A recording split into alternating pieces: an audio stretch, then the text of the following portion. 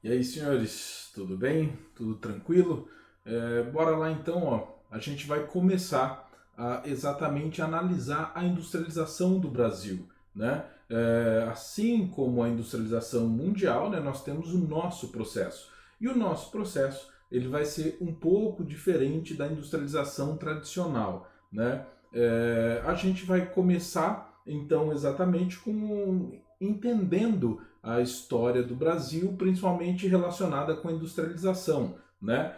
Só para fazer aí uma ressalva para você, a gente tem dois tipos de industrialização.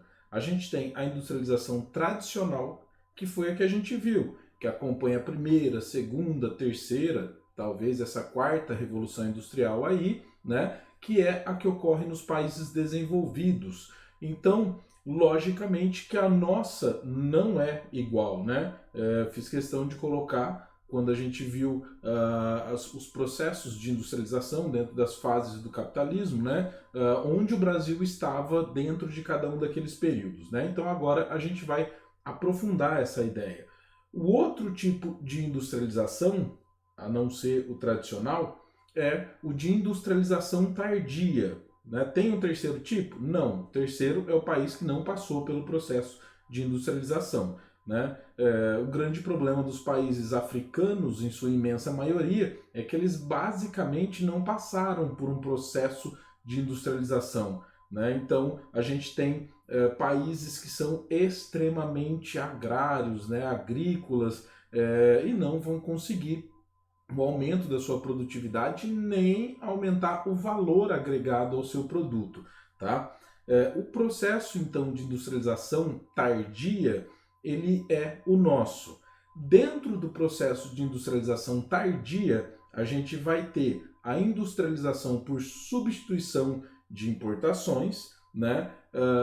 Que vai ser exatamente quando um país possui um mercado consumidor grande, forte, ou seja, é interessante para as indústrias se aproveitar disso, né? Utilizar esse potencial de venda desse país. E a gente tem o de plataforma de exportação.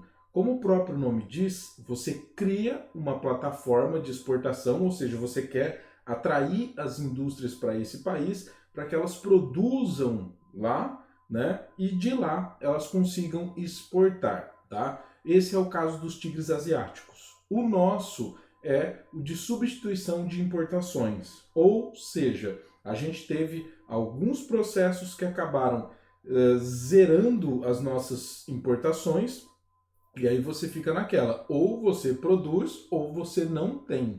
Né? Então o nosso vem a ser exatamente esse, tá? O processo de substituição de importações. Mas uma coisa que é crucial é que você entenda por que o Brasil ficou tão preso dentro do processo de industrialização. Por que a nossa industrialização é tardia?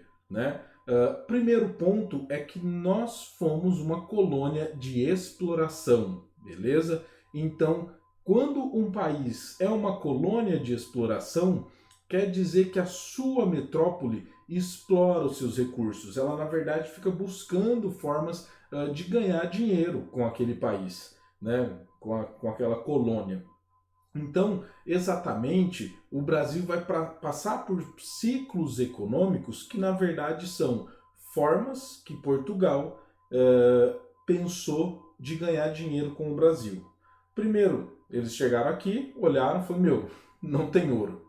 Nossa senhora, né? Que merda que a gente fez. Estamos aí com uma puta área inútil, né? Os índios de lá nem usam roupa, né? Os que atualmente estão no México, né? Os astecas, meu, os caras usavam, eles tinham adereços de ouro e tudo mais. Então eu falei, nossa, meu, que furada, onde a gente se meteu? Falei, não, beleza, vamos ver uma forma de conseguir ganhar alguma coisa aqui, né? E daí a primeira imagem que se tem do Brasil é exatamente da exuberância da natureza. Então os caras, passado um grande período, né, cá entre nós, se a gente imaginar 30 anos hoje, é bastante tempo. Mas pense em uma coisa: nossa longevidade hoje é muito, muito maior do que o do período colonial. Ou seja, 30 anos era quase uma geração, né? Pessoas que nasceram e morreram. Então, imagine que o Brasil ficou largado praticamente uma geração, né? Se a gente fosse tentar atualizar isso, tipo assim, fazer a nossa escala de tempo pelo tanto de tempo a mais que nós vivemos hoje, é como se eu tivesse deixado o Brasil largado lá, sei lá, uns 70 anos, né? Então, eles vão exatamente pensar no processo de extração de pau-brasil, né? Vai gerar o ciclo do pau-brasil e assim por diante. Quando você começa a ter a dificuldade para a extração de madeira, eles vão repensar essa fórmula e vão começar a produzir cana, né? Eles vão começar a produzir cana e tipo assim, não, criamos uma ideia boa, vamos manter assim, né? Portanto, no Brasil, a ideia não era criar uma indústria ou fazer qualquer coisa do tipo. O Brasil era um local para ser explorado, tá bom? E o que é interessante é que em 1703 ó, a gente tem aí o chamado Tratado de Methuen, né? É o Tratado de Panos e Vinhos, né? Que foi feito então entre Portugal e a Inglaterra. E o interessante é o seguinte, esse tratado, meu, é quase cômico, né? Porque é uma mega de uma vantagem para a Inglaterra. Ou seja, o Tratado de Panos e Vinhos, a ideia é muito simples, é assim, ó. A Inglaterra vai vender tecidos para Portugal. Portugal só compra tecidos da Inglaterra. E a Inglaterra vai comprar os vinhos de Portugal. Beleza. Então, não, pode deixar, a gente só vai comprar vinho de vocês. O interessante, o notável, é que os ingleses nem tomam tanto vinho assim, né? Mas agora, tecido, meu, você precisa comprar, você usa, né? Mesmo que nesse período aí utilizasse muito pouco, né? As pessoas tinham muito poucas trocas de roupa, mas enfim. Qual é a consequência disso pro Brasil? Bom, pro Brasil, o Tratado de Panos e Vinhos vai acabar criando, originando a proibição de desenvolvimento de indústrias. Por quê? Porque, na verdade, os tecidos aí são bem mais um símbolo, mas, na verdade, os produtos industrializados, né, ou manufaturados, eles serão todos comprados da Inglaterra. Então, isso prejudica até propriamente Portugal. Por quê? Porque Portugal também, como comprava tudo da Inglaterra, simplesmente não desenvolveu indústrias. Então, esse tratado, ele na verdade, ele ia um pouco além, porque garantiria a Portugal, né, uma proteção militar. E isso é interessante, então, ó, porque aqui no Brasil fica restrito, então, à industrialização. Em 1808, o Dom João VI vai vir para cá.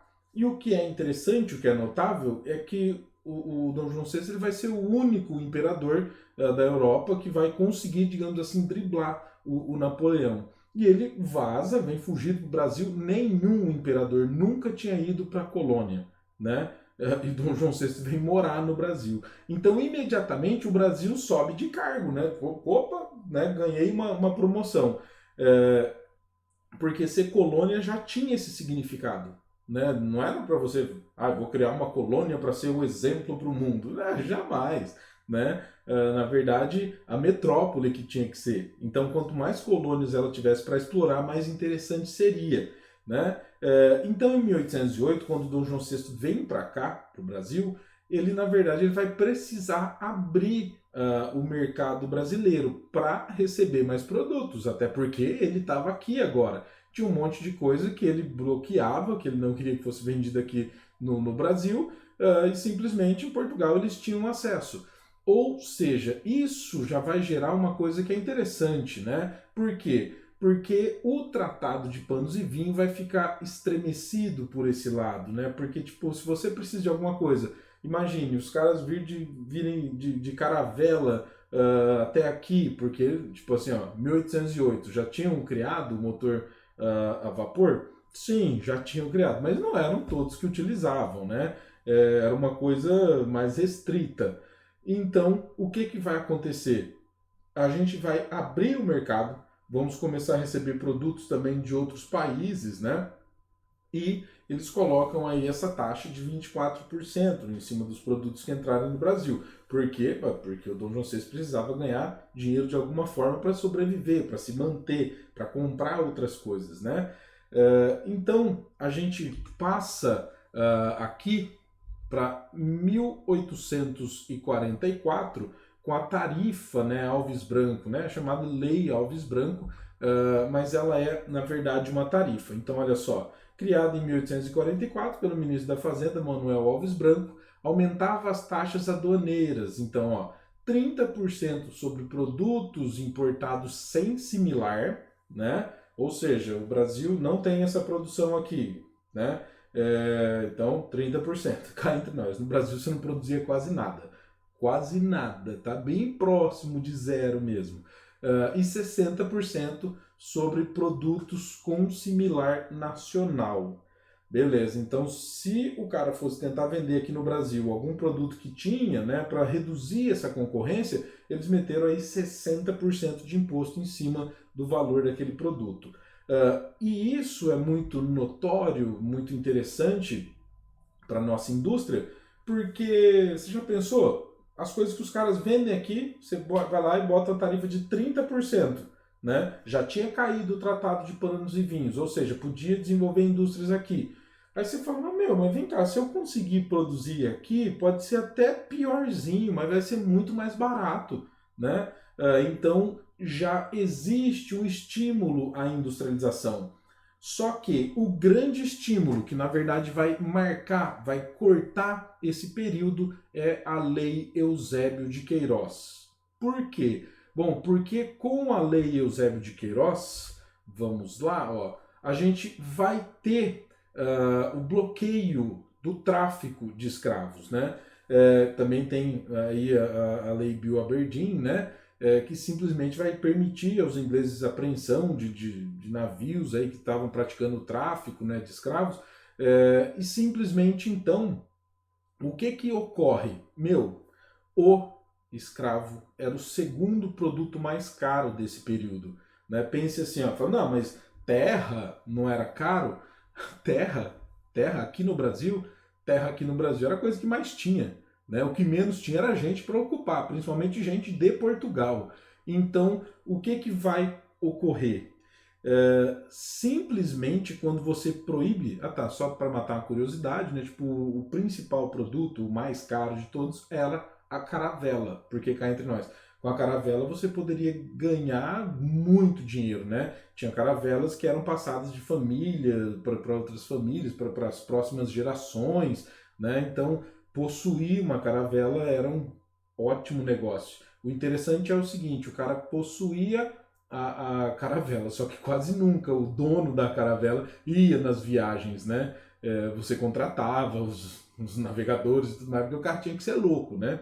O cara tinha que ser louco, montar num negócio de madeira lá que só boia e o vento que leva, né? Ele tinha que ser bem doido. Então, o escravo, ele era o segundo produto mais caro. E se a gente for pensar, você nunca ia comprar um escravo. Eu tenho uma fazenda, tá? Quantos escravos eu tenho? Um? Tá de brincadeira comigo? Né? Então você tinha que comprar bastantes escravos, né?